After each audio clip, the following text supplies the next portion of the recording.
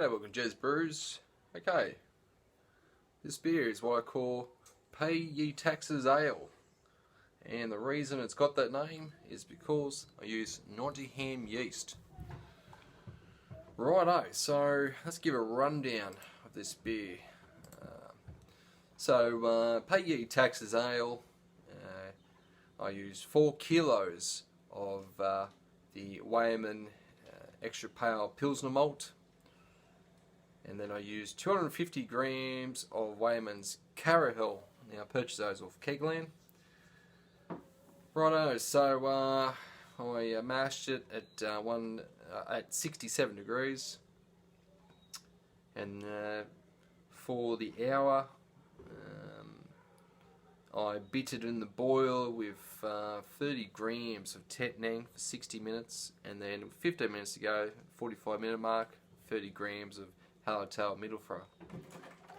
Okay, so like I used the Lullerman Nottingham yeast, and I think I got about I think it was about 20 litres. Actually, I fermented in my stainless steel. What would you call it? It's like a cooking pot, but it's made so you can ferment with it. That was a bit of a mistake due to Nottingham's incredible ability to ferment. So anyway, it came out at 1050, and then it got down to 1010, final gravity. So I've got about 5.2% ABV beer. It's like pretty much a pseudo lager, fermented at 18 degrees.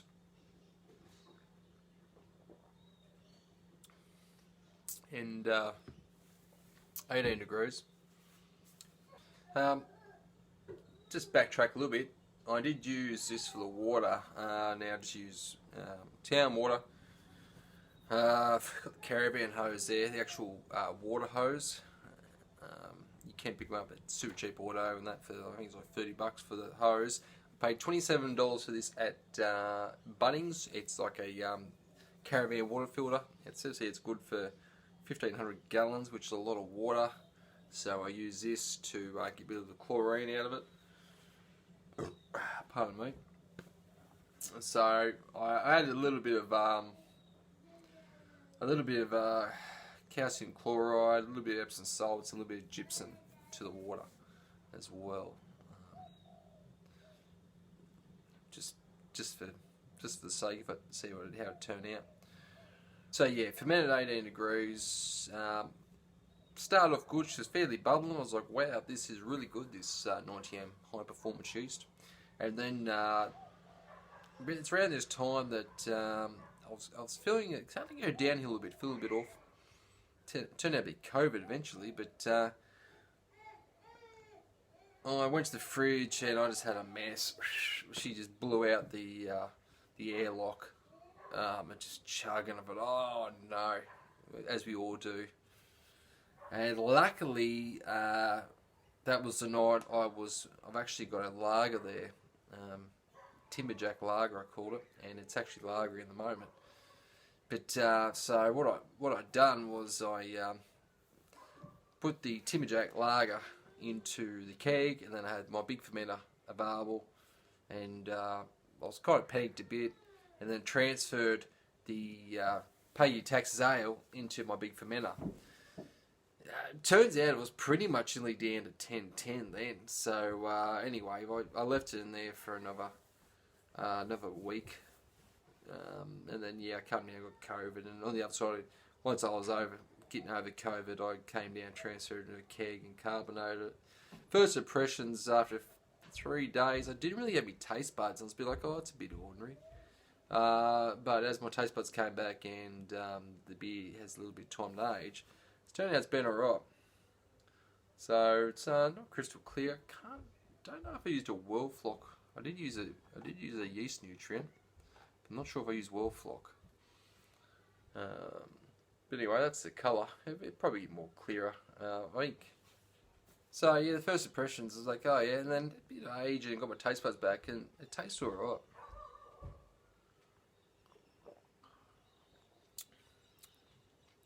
got a bit of fruitiness. I'm tasting beer, the hops coming through from the, it would be Hallertau Mittelfrau. Bit of a nice hop addition, but it still is pretty lightly on the IBUs, really. Drinkability is really high. I'd probably put more Carahel in it, to be honest. So I've done 250 grams. It's been cautious. I'd probably put more Carahel into it. So easy drinking.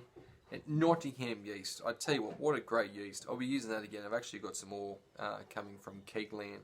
I'll be using it again. Fantastic. Great for making pseudo lager. Your turnaround time's pretty quick on it. And like I say, at 18 degrees, it was quick. Even the Kolsch, I've used the lemon Kolsch, and the lag time on that has taken a while, but this Nottingham yeast was super quick. Even the lager yeast, obviously lower, it had a fair bit of lag time too. So, all in all, pretty drinkable. I'm still not 100% happy with the water. The Timberjack lager, which you will see, I will have a video on that. I did use distilled water for that, and I had a blank canvas, and I attempted to do some water chemistry. So it'd be good to see how that turns out. So anyway, pay your taxes, ale. Like I said, pretty drinkable, very decent, very smashable, very much a lawnmower beer, very lawnmowerish. And I'll just heads up, my next, down the track actually, because I'll have that Timberjack lager, I will also down the track, I have all the ingredients. I'm doing a clone of Modelo Negro, or Negro Modelo, which is like a dark lager, Mexican Dunkel, I don't know, the actual style name for it is, but I'm looking, I'm pretty stoked. That's going to be a really tasty winter beer, and I'll be using the Lulleman Diamond yeast for that. So it'll be a true lager, and it'll be lagered. I'm trying to aim the lager for at least 6 weeks. That's my idea, lager, these lagers. Lager. Righto, thanks for watching this episode of Gez Brews, and like I said, if you've got any more information on this beer, I'll just ask below. But there's a lot of different ways you can go about making these pseudo lagers with a quick turnaround, and Nottingham yeast, like I said, 18 degrees, and it just pumped away. You could go lower. I think you can go lower. I just went 18. Yeah, what a great yeast. Thanks for watching this episode, Gez Brews. Till next time, you take care. See you in the next one. Bye.